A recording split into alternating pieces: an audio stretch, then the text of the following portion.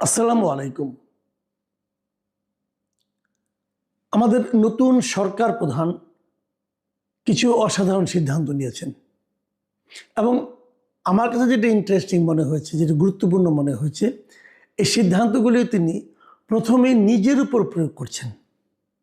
যেমন উনি যখন পথে চলাফেরা করেন, ওনার বাসা থেকে উনি যখন অফিসে আসবেন, সে সময় উনি যে গাড়িটা ব্যবহার করবেন, উনি কোনো সরকারি গাড়ি ব্যবহার করছেন না, উনি ওনার নিজের গাড়ি ব্যবহার করছেন। সেই গাড়ির যে জ্বালানি, সেটা উনি নিজের টাকায় কিনছেন।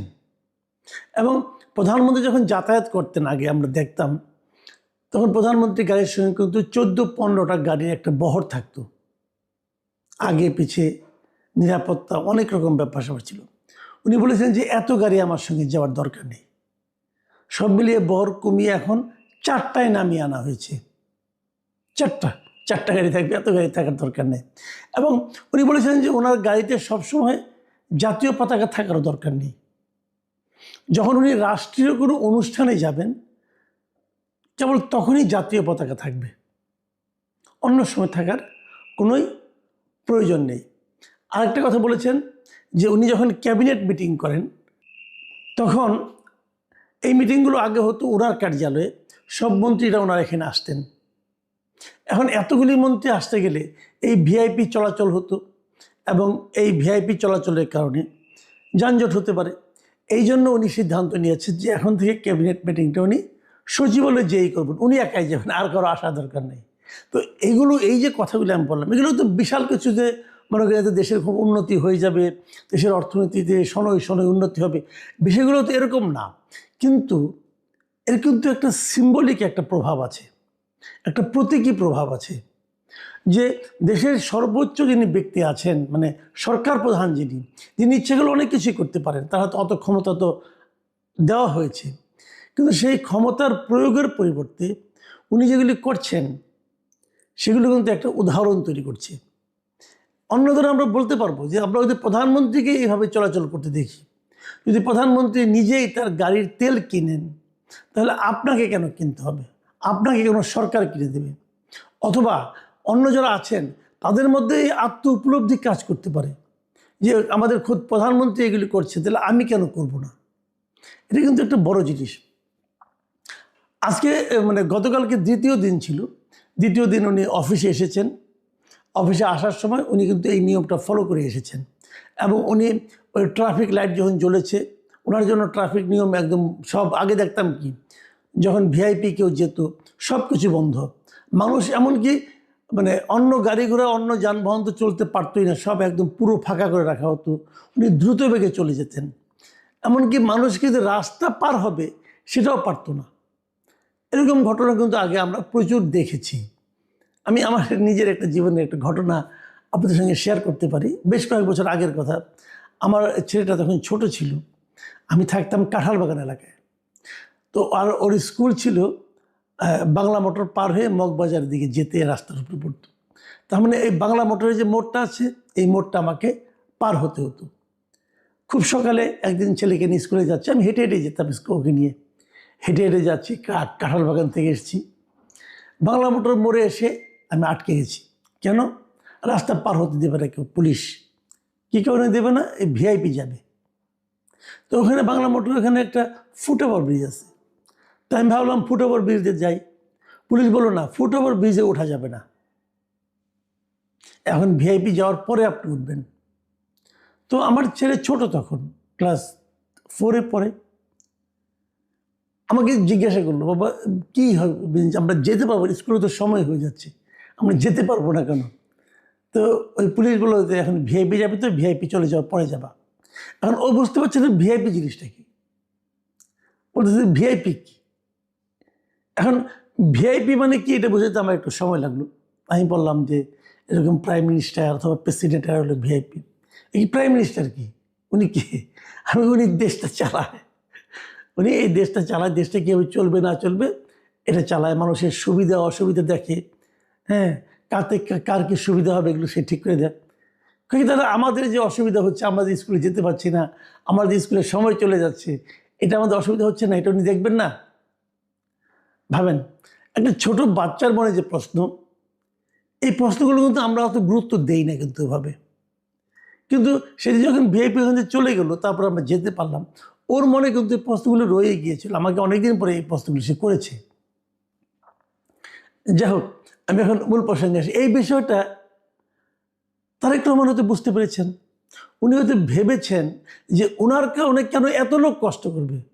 আমার তখন মনে হয়েছিল যে অন্ততপক্ষে আমি ওখানে ওই দিন মিনিমাম 10 মিনিটের মধ্যে দাঁড়িয়েছিলাম। ভাবেন তো 10 মিনিট পুরো এলাকার জনজীবন স্তব্ধ হয়ে গিয়েছিল। এদিক থেকে লোকে ওদিক যেতে পারছে না, রাস্তা পার হতে দেওয়া হচ্ছে না কাউকে, লোকজনের ভিড় জমে গিয়েছিল।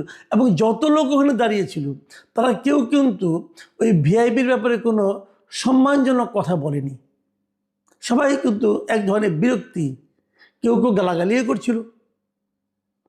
তো একজন ভিআইপির তো এটা বোঝা উচিত যে আমার কারণে কার কি হচ্ছে। হ্যাঁ, ভিআইপির জন্য হতে পারে যদি 1 মিনিট হয়, আধা মিনিট হয়, 2 মিনিট হয়, হতে পারে 10 মিনিট, এটা কিন্তু অনেক ব্যাপার।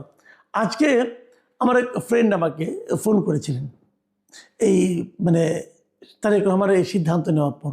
তিনি আমাকে বললেন যে একজন সরকার প্রধানের সময়ের কি মূল্য নাই। যেমন আজকে সকালে ওনার বাসা থেকে উনি সচিবালয় পর্যন্ত এসেছেন গাড়িতে, উনি মাঝখানে 3বার উনি ট্রাফিক রেড সিগন্যালে দাঁড়িয়েছেন, তারপরে এসেছেন। এতে ওনার প্রায় 41 মিনিট সময় লেগেছে। অথচ ভিআইপি মুভমেন্টের জন্য যদি উনি যে প্রোটোকলটা পাওয়ার কথা যদি ওটা ব্যবহার করতেন তাহলে তো তার ম্যাক্সিমাম 20 মিনিট সময় লাগতো। তো এই যে একটা মানে এত বড় গুরুত্বপূর্ণ একজন ব্যক্তি, উনি তো রাষ্ট্রের জন্যই কাজ করেন, তো ওনার সময়ের কি মূল্যটা আমাদের নর্মাল মানুষের সময়ের মূল্যের চেয়ে বেশি না? তো আমি ওনার কথা গুরুত্ব দিলাম, হ্যাঁ ঠিক বলেছেন আপনি, বেশি, আসলেই বেশি। আমরা আধা ঘন্টা 1 ঘন্টা বসে কাটাতে পারি, কিন্তু সরকার প্রধান তো পারে না। এটা অবশ্যই জরুরি। কিন্তু পাশাপাশি একটা কথা খেয়াল করেন, আমি যেটা মনে করি, উনি যদি এভাবেই যাওয়ার কথা ভাবেন যে আমি এভাবেই যাব, তাহলে নর্মাল যে ট্রাফিক সিগন্যালটা, আমাদের দেশের ট্রাফিক যে সিগন্যাল যা হয়, আমাদের এখানে যানবাহন চলাচলের জন্য ট্রাফিক যারা দায়িত্বে এগুলি নিয়ন্ত্রণের দায়িত্বে যারা আছেন, তারা যেরকম গা ছাড়াভাবে কাজ করেন, আমাদের চালকরা যেভাবে ট্রাফিক সিগন্যাল লঙ্ঘন করেন কিন্তু তাকে কেউ কিছু বলে না, এই যে একটা হযবল অবস্থা, উনি যদি এভাবেই যান তাহলে আমার ধারণা সেই হযবল অবস্থার একটা পরিবর্তন ঘটবে। এবং যারা এই দায়িত্বে আছেন তারাও চিন্তা করবেন যে একসময় তাদের কিন্তু প্রশ্নের মুখে পড়তে হতে পারে।